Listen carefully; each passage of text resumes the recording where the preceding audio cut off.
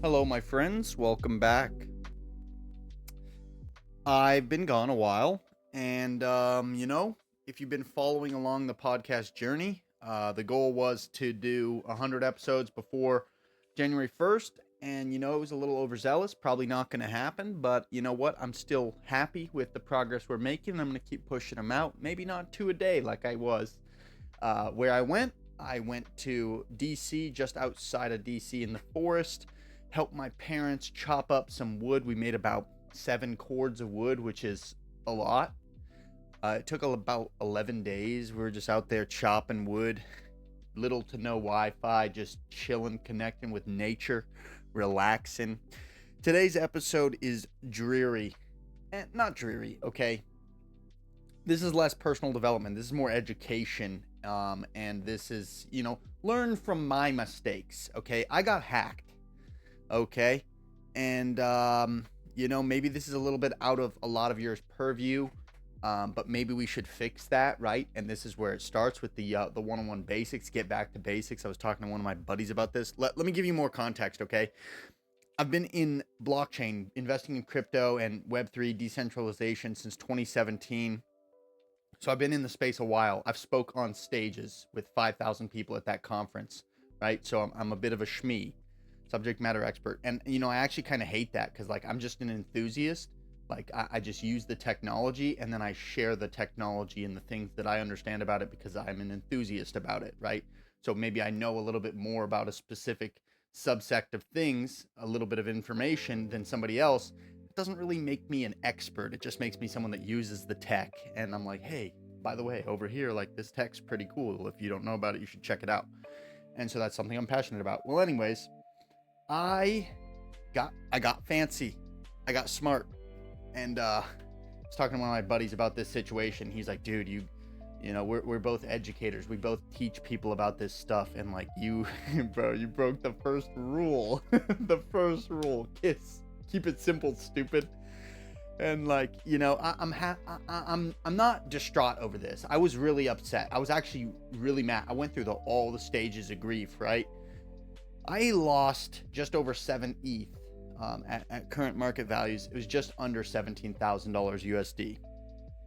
And yes, that is a hit. I mean, it sucks, especially for where I'm at right now in my process. It was a big L, okay, big L, and it was my fault, okay. And so we're gonna do a little bit of education about blockchain decentralization. So my MetaMask wallet got hacked. It was connected to my computer, and what a MetaMask is, for any of you that don't understand, it is a private and public key. Private key being sort of the Web2 equivalent of your routing and account number in a bank account. Your public key being a string of numbers, and it is accessible through a seed phrase, which is a couple of words. That's your private key. And it's where you can store crypto. You can store a bunch of assets on this, including NFTs, non-fungible tokens, and cryptos. So, there's a couple of rules, man. And it's just, look, if you're going to be playing in this sector, which it's a great sector, there's a lot of innovation happening on the blockchain in the decentralized world. There's a lot of projects that are going to be around. There's going to be a massive shift in wealth. I mean, blockchain's not going anywhere. For those of you that haven't touched it yet and maybe just don't understand the technology, it is going to be integrated into the world financial system in a large way, and it's going to be a multi-trillion dollar industry. So it's still relatively small. It is a $1 trillion industry now, but it's still early, right? For the adoption curve, at least. And so I've been in it for a while. I've made some profits. I've, done a lot of cool things, and I understand the do's and the don'ts. Okay. Some of the don'ts, practice safe sex. And I'm saying CEX, not SEX. We're not talking about coitus. We're talking about practicing safe central exchanges. Okay. Right here, literally right here on my desk, I have my ledger.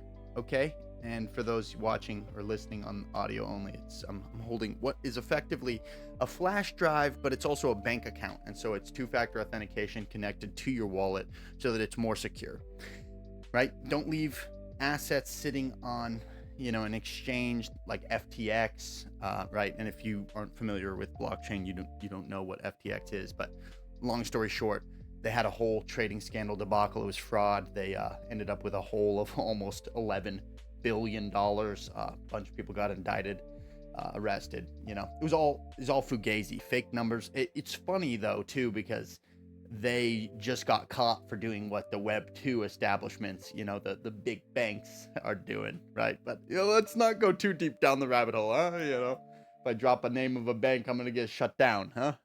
So, decentralization's great. What happened, all right? How did I get hacked? If I've been in the space for so many years, almost 8 years, and, you know, I'm familiarized with it, people look up to me as a shmee, I've spoke on stage, it's like, how could I get hacked? Well, I literally fell for the easiest play in the book, man. And you know, dude, I was blindsided because I was off hopium, all right, not a drug, you know, but the drug of hope, hopium.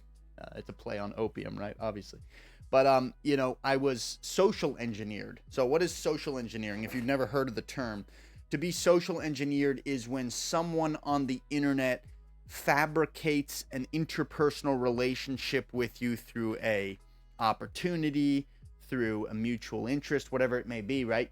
And then they're trying to get something out of you, whether that be financial or whatever, right? What have you. And so someone that I was connected with on X for an extended period of time in the Web3 ecosystem, who had a lot of followers, which, you know, looking back at their engagement rates and, you know, how, you know, engaged their audience was, clearly botted. You know, I didn't do the best job at DYOR, do your own research. But anyways, this person that I had been mutuals with for several years, like I got cased for several years. They knew me. They knew who I was, what I was about. They knew I was a Web 2 influencer that was involved in DeFi, and I liked blockchain gaming. And they brought to me an opportunity to be a moderator, an administrator, and an onboarder for a Web3 decentralized video game that was a MOBA, like League of Legends or like Pokemon Unite, like a style of game that I have publicly shown that I play, that I enjoy that style of game, right? So I got totally social engineered, and they provided me the opportunity. Look, if you're not grabbing this, the idea of the social engineering, there's no real opportunity, okay? It's not real. But they provided me the opportunity to be on a salary of 2 ETH a month, which is $5,000 for 1 to 1.5 hours of workload 5 days a week, which was just engaging in the Discord and helping new members set up their wallet and then go ahead and get onboarded into the game. And I was like, this is so in my wheelhouse. And also they cased me on my Discord, because my Discord advertises that I'm a Web3 project manager and a Discord moderator for a couple of different projects. And so I was like, oh, I'm all the way in. This is awesome. And what happened was they got me all set up. They sent me the website for the patcher to download the open beta of the game. Sorry, not open beta, closed beta. To test it out and play it, you know. And here's where we get into the 101 education. And I posted about this on social media, and I was crying. I was actually very, very mad when this initially happened, because I was like, I'm so stupid, man. I instantly knew what I did when I found out I got hacked, which was waking up the next morning. I was like, yep, makes sense. But my buddy, who's also an educator in blockchain, shout out Spencer. He was like, dude, you broke the first rule, bro. Don't click links and don't download anything ever on a computer or a phone that has your wallet connected to it. Don't download anything. Okay, this is simple stuff. Okay, this is 101 basic stuff, because they can have a torrent link that it doesn't look like it's a hack, but it looks like something else. You click into it, you download a patcher, and it siphons all your stuff. Wallet connects and it siphons all your stuff. Okay, this happens, and this sounds horrible. Okay, I've compartmentalized all this. Look, I lost the 17 grand. It's all good. All right, whatever. We keep moving forward. It served me no value to just be in a dreary negative headspace, but I wanted to share this podcast episode because there's a valuable lesson to be learned here.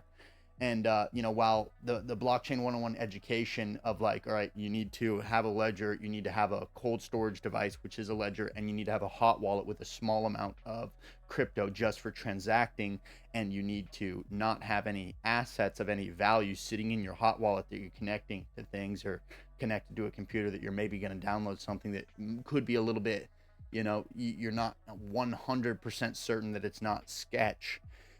And so while that's important, the blockchain 101 education, and it's important to always keep your guards up for social engineering. Not too high up, though. I have a story I'll share in this podcast about that just happened like 3 days ago. So this is like now a week and a half out from getting scammed. But like the value to be learned here for you guys, and maybe you're already in blockchain or maybe you're not, and you're wanting to like go down the rabbit hole of getting involved, but this is kind of like maybe scaring you.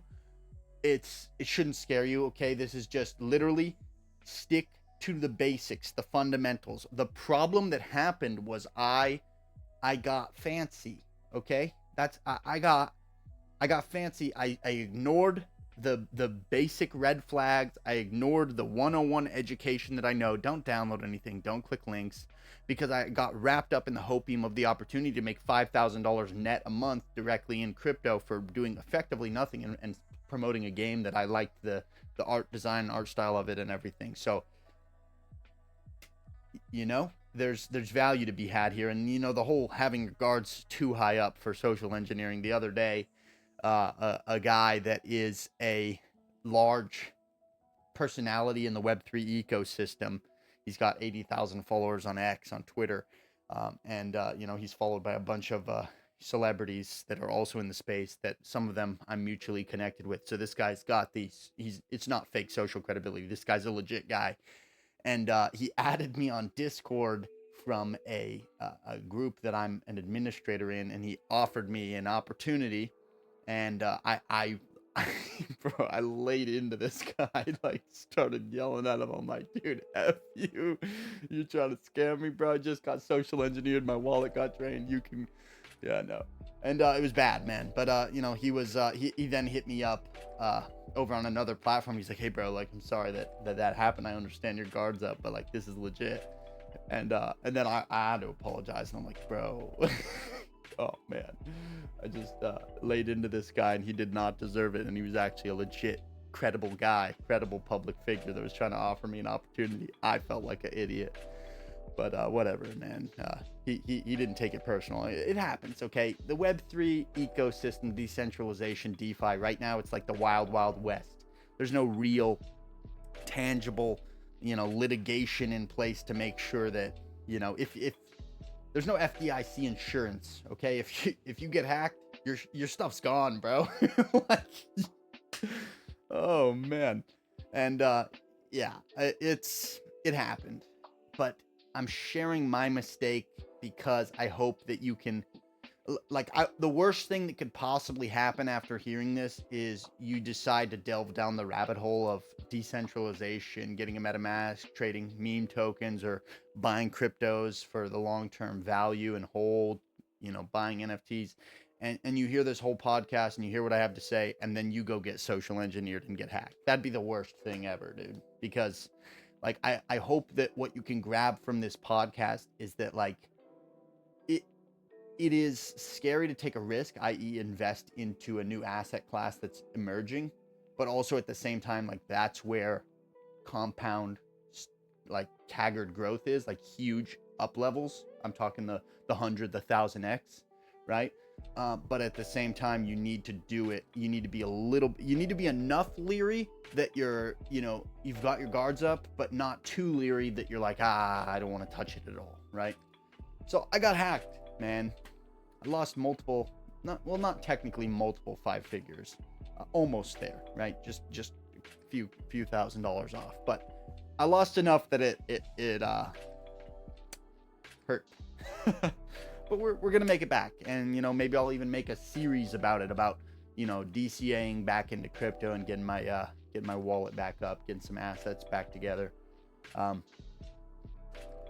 In all reality, also another like blockchain 101 thing, like I said it earlier, but having a hot wallet and then a cold storage device holding all your assets. Like, I know that I shouldn't have had that many assets sitting in a wallet that I'm actively open and using on my computer. Like, that's dumb. Okay, don't do that. What I mean by a hot wallet is like you have a separate wallet that you never have crypto in there until you're going to do a swap into another token, or you're going to mint an NFT contract, and then you use your cold storage device, your ledger, or another wallet, and you send exactly enough plus gas, which is the Web2 equivalent of like tax, to remit a transaction, and you send exactly enough for the mint plus gas to the hot wallet. This way, if you do get hacked, okay, say the mint is 0.08 ETH, right? And so you send 0.09 ETH, so you have enough to even also make sure that you're hitting the gas fee, which 0.09 ETH right now, current market values, is about $230, okay? Right? Some of you, that might hurt your pocket a little bit, but here's the thing, right? If you get hacked, the whole thing's a scam, and they drain your wallet, instead of you getting a mint, you're just out your 0.09 ETH.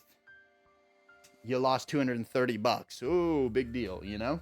Whatever. I mean, it sucks, but it's not 17 grand. You see what I'm saying? So I know that, and I've known that, and I teach other people that, and I still did it, bro. So don't be stupid. Keep it simple, stupid. You know? That's that KISS. I love the acronym, because that's the big takeaway here. I got hacked and I didn't have to. Or maybe I did have to, right? Think about that, because like I really like the universal principle, or the idea that you are always exactly where you are supposed to be, where you need to be, when you need to be, why you need to be.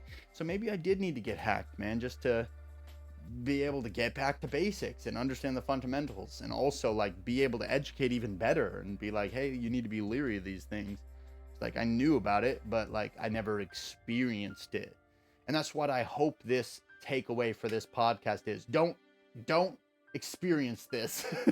Like, learn from me. You don't go make this mistake yourself, because it sucks. Anyways, that's all I wanted to share here in this podcast. I'm back. Okay, we're gonna do the podcast. I haven't gone away. All right, I actually really love this medium. I have a few more guests lined up, and then right after those guests, I have probably 15 people right now in my DMs trying to get booked up on podcasts, because they see the value of the conversations I'm having over here. I've only had 2 guests so far, but I got a bunch of people lined up, all schmees in their area of expertise, which is awesome. We're gonna have some great conversations, hopefully derive some value for you guys. And I love you. Thank you for tuning in. And this has been Living Good with Jakeb Livengood, episode 18. See you guys.